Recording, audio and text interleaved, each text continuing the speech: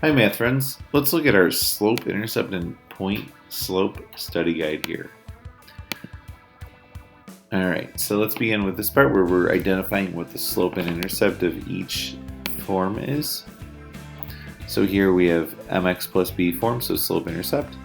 So simply m is negative 9, intercept is 23. Here we're going to have to do a little bit of work, so remember we're going to subtract the y values in order. So I do 10 minus 10. And I have to go in the same order, so I'm going to do negative 14 minus 0 for x's.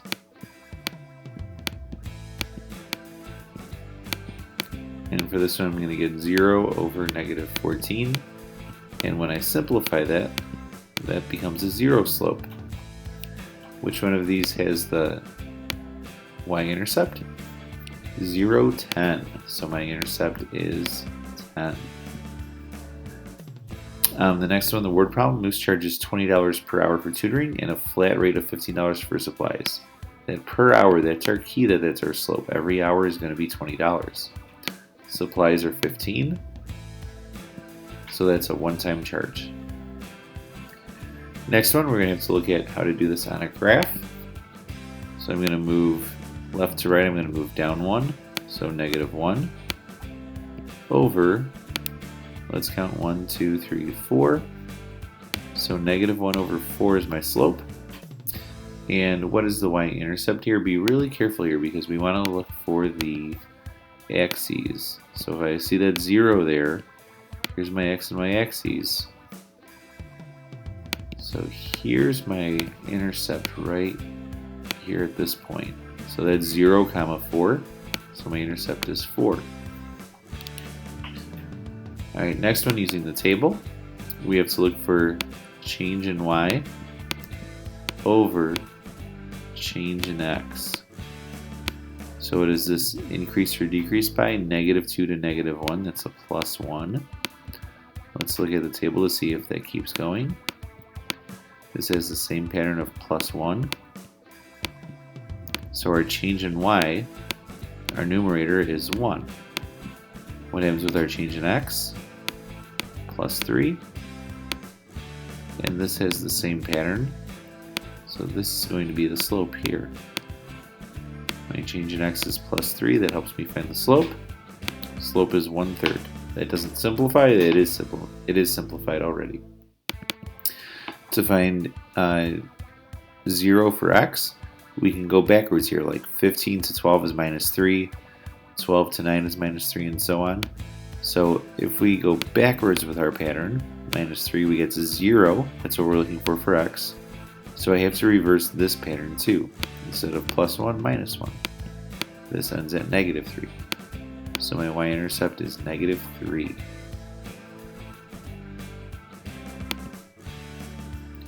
Alright, now we're looking at equations. And I have a hint here, slope-intercept form. So this one is simply going to be y equals negative 5 x. And then I have a negative 6 here. I could put plus negative 6, or I could do minus 6. Next one, point slope form. So remember, for point slope form, we want to do y minus y1 equals m times x minus x1. Alright, so let's look for the points now. Our x value is negative 3, so to do minus negative, it's actually a plus 3.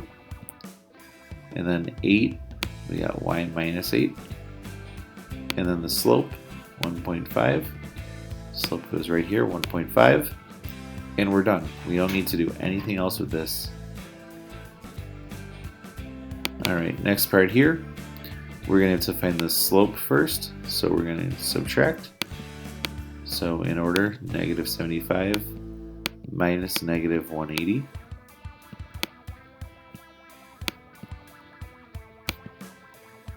Then I'm going to go ahead and do the change in x, negative 25 minus 45. If you do this in the other order, you will get the same slope at the end. Like if we do negative 180 minus negative 75, and if you do 45 minus negative 25, we will end up with the same slope, but it doesn't matter which way you do it. So negative 25 minus 45 is negative 65. Right? Negative 75 minus negative 180, end up with 105.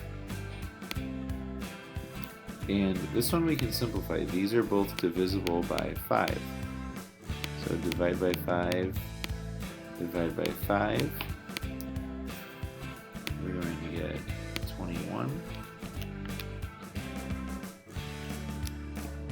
over 13. And it's still negative. And remember, when we have a negative, we can move that to the numerator. Typically, we'll see that in the numerator. So there's our slope, negative 21/13. And then we want to use the slope-intercept form. So y minus equals m times x minus x1. We can use either point here. So I'm going to show both ways here. If I choose this one, I can do minus 45, and then I can do plus 180 over here, and my slope is going to be negative 21/13. So you can do it like that, or if you chose the other point, I'm going to back up just a little bit here. If we choose this point, I can do plus 25, plus 75, and my slope is still the same, negative 21/13. So either way is an acceptable response here. Alright, let's check out these graphs here too. So we have to plot these. If I know slope and I know intercept, I can plot these, right? Intercept here is 5. Slope is negative 2/4, and yeah, that could be simplified, but it's not. That's okay. So start here at 5, then move down 2 over 4. Remember, no shortcut here. You have to actually count it out. Then I would use my ruler if I had this on paper and make my line straight through there with arrows on the end. Next one, slope is 4. Remember, as a fraction, it's 4 over 1. Intercept is negative 6. So start at negative 6. And I'm going to go 4 up 4. 1, 2, 3, 4 over 1. I can do that again. 1, 2, 3, 4 over 1. And then draw my line through nice and straight here. There we go. Okay, let's check out these two. X equals 4. So that's a special situation that we need to remember. I find x is 4, and I make a vertical line at 4. Y equals negative 3. I make a horizontal line at negative 3 for y. Here's point slope form. Negative 1 because I see the plus 1. And then negative 6 because I see plus 6. And then slope is going to be 3 over 1. So start at negative 1, negative 6. Then I'm going to go 1, 2, 3 over 1. 1, 2, 3 over 1. I can do that another time. 3 points are more precise, so I want to use 3 when I can. And draw my line nice and straight through there. Alright, this next part with the print shop, we're going to have to look at our slope and intercept carefully here. Janet's print shop charges 10 cents per program, so my slope is 10 cents, or 0.10, plus a $15 setup fee. And then I can write my equation. Y equals 10 cents, or 0.10, x plus 15. Next one, printing press. Printing press charges 25 cents per program and a $10 setup fee. So their slope is 0.25 or 25 cents. Remember the decimal here. Intercept is 10.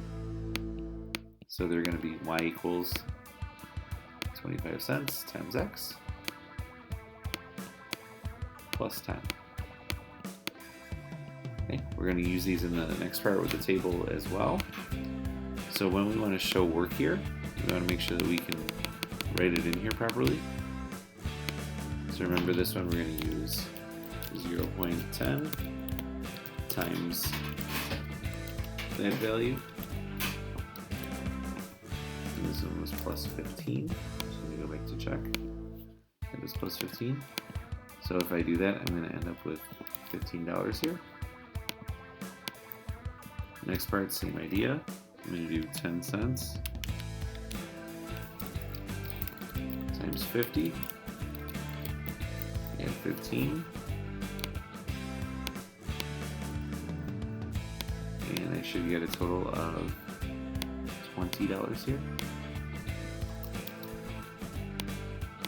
Then I want to use 100, so 10 cents times 100. Remember, this is showing work too, so important to do that. I get 25. And I want to do 10 cents times 200. Remember to actually do these, because sometimes we think we see a pattern, but sometimes we're not quite sure, so we should still add them together too. Alright, so this one I get 35. Alright, let's check out the printing press. So they had the higher slope, they had the larger charge per program, but they had a lower fee, right? It was a $10 fee. So this one is plus 10. So this starting fee is $10 if I order 0. Why would you order 0? Well, you wouldn't, but it's important here that we can see it for our graph. Alright, if I order 50, a quarter times 50, and 10. So we should get $22.50. Remember, this is money, so let's show 50 cents there. If I order 100, add 10, and end up with $35. And if I order 200 and then add 10,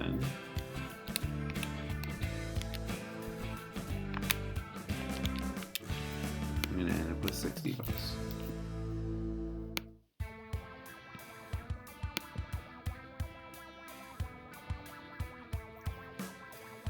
Alright, so let's see how this is used on the graphs here too. So finding the graph that's going to work may be a little confusing, but let's go back and see our intercept. 0, 15, right? So 0, 15, I see that not on the first one, not on the second one, not on the third one either.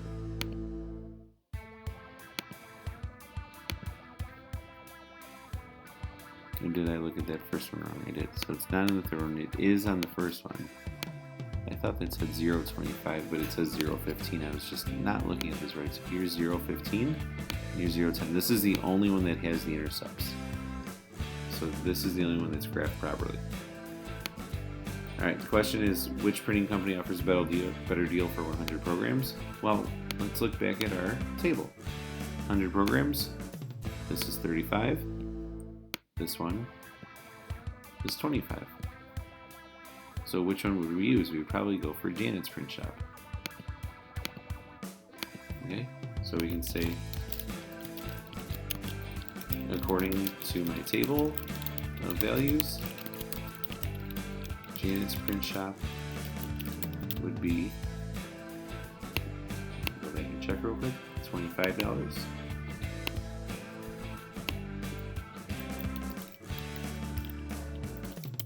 For 100 programs, and the printing press would be $35. So Janet's Print Shop is the better deal. Alright, so I hope that helps, and work hard, math friends, you're going to do great.